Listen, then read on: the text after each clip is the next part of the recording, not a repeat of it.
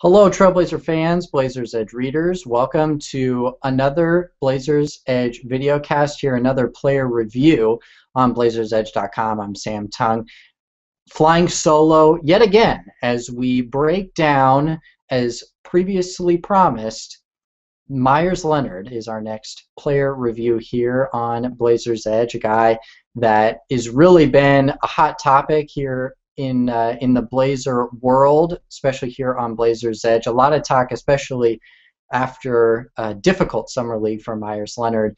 Interesting to talk a little bit about the type of progression that he's made, or lack of progression that he has made over his first 2 seasons as a pro.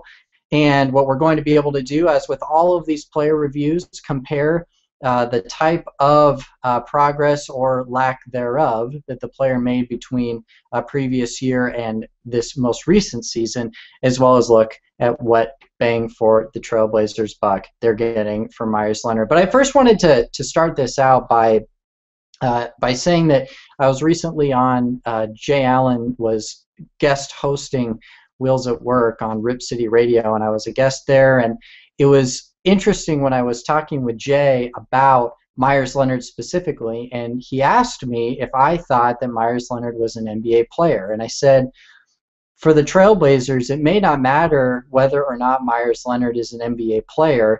The question really might be, is he going to be able to get any time, because there are so many guys ahead of him that are more ready to play right now. Obviously, Meyers Leonard is a guy that is a freak athlete. That's why the Blazers picked him in the lottery a couple of seasons ago. He has a nice touch. There was a lot of talk when Neil O'Shea drafted Leonard that he had a nice free throw stroke, and he was a guy that really had a nice touch around the rim. But the issue seems to be that even with this athleticism and this touch around the rim, Leonard still hasn't been able to keep up with the speed of the NBA game, and that alone is a deal breaker when you have 4 other guys on the roster right now that seem to be ready. Actually, maybe even 5 guys on the roster right now that are ahead of that when you're talking about the 2 starters, LaMarcus Aldridge and Robin Lopez. Chris Kaman, the free agency pickup for the Trailblazers with their mid-level exception, and then another couple guys that we saw in Summer League between Thomas Robinson and Joel Freeland, 2 guys that both got playing time over Meyers Leonard. So again, the big theme here is, can Meyers Leonard put it together? He very well could, but the real question is this the team that he's going to be able to put it together on? Because there are so many hurdles that he's going to have to jump, and so many guys that he's going to have to leapfrog to get some playing time. And let's talk a little bit more specifically about what that looks like statistically for Meyers Leonard as he really regressed in his second season. There were a couple of key stats that I wanted to point out. The first one, in the 2012-2013 season, Leonard played 1,206 games for the Trailblazers. Keep in mind that bench. You thought may have remembered that last year's bench was frustrating to watch at times. The year before that, even more so. And there were times that Meyers Leonard not only got playing time in that second unit, but actually started a handful of games because of injury and other things going on, with that roster in 2012-2013. So 1,206 minutes played for Meyers Leonard. Actually shot a pretty good percentage, 54.5%, although most of those were right around the rim.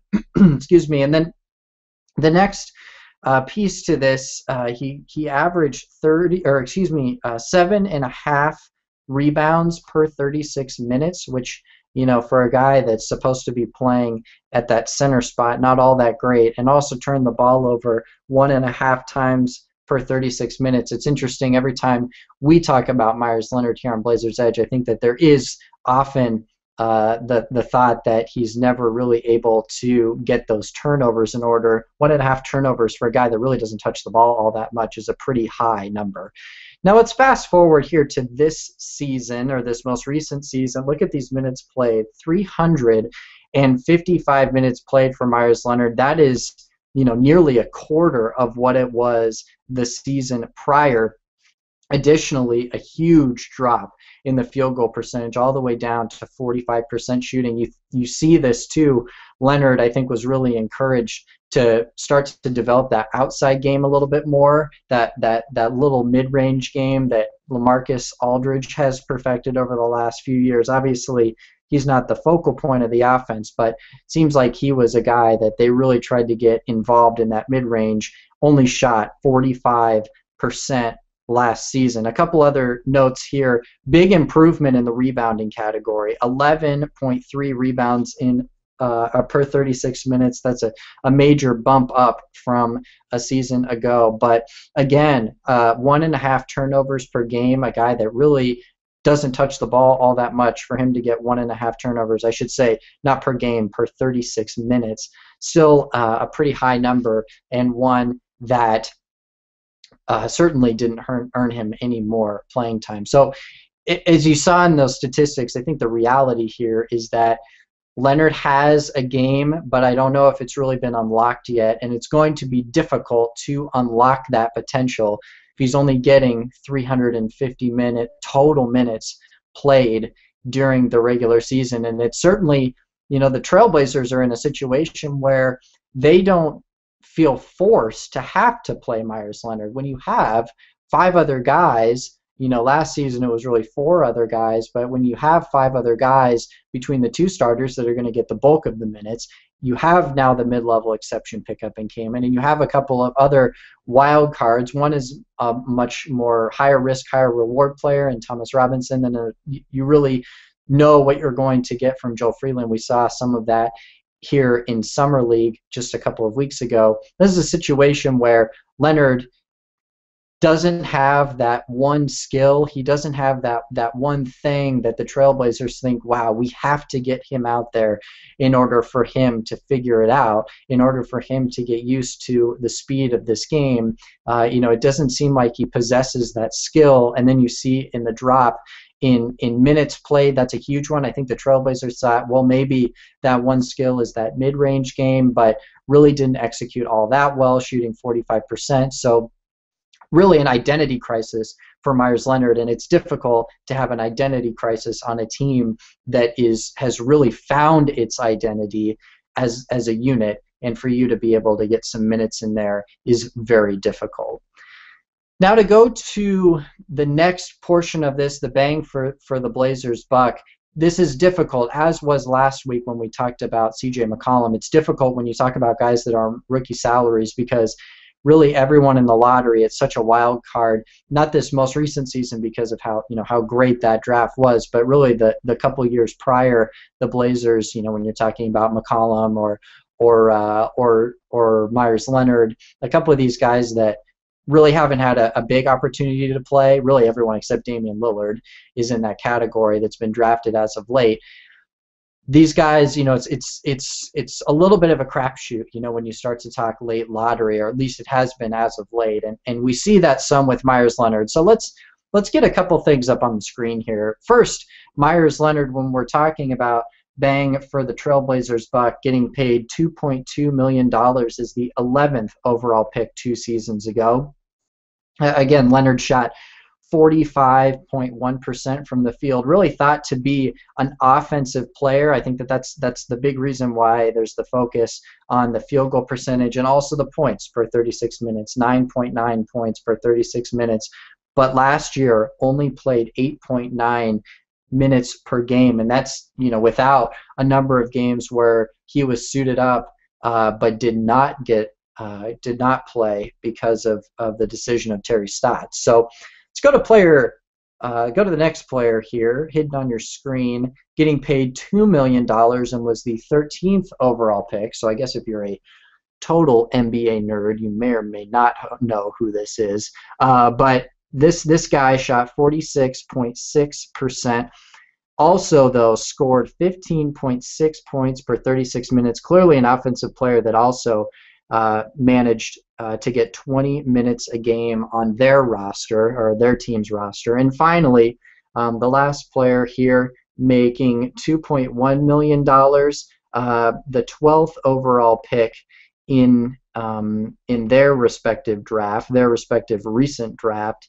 shot 50.3% in the regular season, scored 8 points per 36 minutes, and only had 14.8 minutes per game, although there's a little bit of a caveat to that, and we'll get to that in a moment. But let's go to the first hidden player, and that was Kelly Olynyk, the ex-Gonzaga player here from the Northwest that was really able to, there's high hopes for Olynyk in Summer League, especially with his offensive capabilities, and you see that here in the statistics, 15.6 points per game.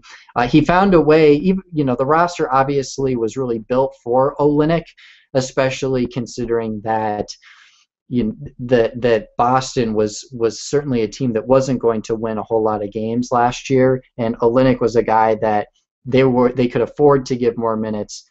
This is unlike the Blazers where they weren't able to give Meyers Leonard a whole lot of minutes, but still Olynyk really was able to find what his role on that Celtics team was last season, something that Meyers Leonard really lacked, in scoring 15.5 points per 36 minutes and finding a way to get on the floor for 20 minutes a night. And the third guy on this list is Steven Adams. Arguably the most hated player in the NBA, at least when you look at the way that other teams tend to treat him when he's out on the floor. But Steven Adams did shoot 50% from the field, which is not spectacular for a guy of his size, and only averaged 14.8 minutes per game. But the caveat, as I said, there was a caveat to Steven Adams. In the playoffs, he really blossomed. Shot 69% in the postseason, which is a spectacular number, almost 70% from the field for Steven Adams. Additionally, played over 18 minutes a game in the playoffs, and that, again, really goes back to these two players between Olynyk and Adams, even though they weren't highly productive players. Even though, when you look at the overall field goal percentages between Leonard and Olynyk, they're fairly comparable. When you look at the overall points per game output between Adams and Leonard, points per 36 minutes between Leonard and Adams, also a very comparable situation. Obviously, Adams has a little more defensive skill than I think Meyers Leonard does. But the point here is, even though those guys have similar games to what Meyers Leonard may have, or at least similar production to what Meyers Leonard might be giving the Trailblazers, the difference is those two guys, were getting an opportunity. When you talk about Olynyk on Boston, because as I said, there weren't a whole lot of other options available, and additionally, Steven Adams was playing behind Kendrick Perkins, who many people believe was the worst starting center in the NBA. So each of these guys had opportunities that Meyers Leonard likely won't get because he's playing behind now a perennial all-star and another guy at the center spot that became the defensive anchor for the Trailblazers. And additionally, even with the limited minutes that he's been given, really hasn't given the Trailblazers anything to think we can put him out there and he's going to give us this production, or he does this one thing very well. And I think that, it's kind of a chicken and egg situation, right? If you don't get enough playing time, it's difficult for you to prove what exactly you can do. But if you don't prove exactly what you can do, you're not going to be able to get enough playing time. But either way, any opportunity that Leonard has had, he hasn't been able to take advantage of that. So to wrap this thing up here for Meyers Leonard, again, it goes back to two main points. One, the major question that I think Trailblazer fans are asking right now, I know Trailblazer fans are asking right now, is Meyers Leonard an NBA player? Is he a player that is going to be able to stick in the league? Because as of his first two seasons, and he said it himself, he needs to improve greatly in order to stick on this roster. But the second question is, more importantly for Trailblazer fans, forget if he's an NBA player. Is he a guy that, even if he is an NBA player, is he a guy that would even get time with the Trailblazers the way that this roster is constructed? And you have to think that right now, the way that the roster is constructed and the type of output that Leonard is giving right now, there doesn't seem to be any space for him.